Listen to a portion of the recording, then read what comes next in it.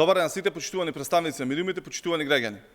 Министерството за внатрешни работи продолжува да остварува одлични резултати во безкомпромисната борба со криминалот и сузбивањето на недозволеното производство и продажба на наркотици.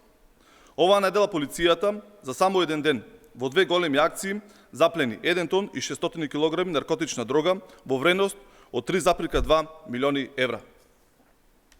Во период декември 2021, јануари 2022 и првите денови од месец февруари, вкупно се запленети над 2 тона марихуана, над 1 тон психотропни супстанции за производство на метформин со вредност од над 50 милиони евра, како и 7 килограми хероин во вредност од 300.000 евра.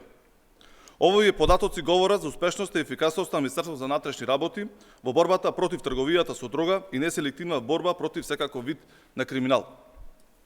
Министерството за внатрешни работи со успешните реформи, по високите плати, новата опрема и објекти, работи помотивирано и поефикасно. Полицијата е вистински партнер на граѓаните. Почитувани, врвен приоритет на Социјалдемократскиот сојуз на Македонија и институциите што ги предводи е ефикасна, неселективна и безкомпромисна борба против секаков вид на криминал. Благодарам.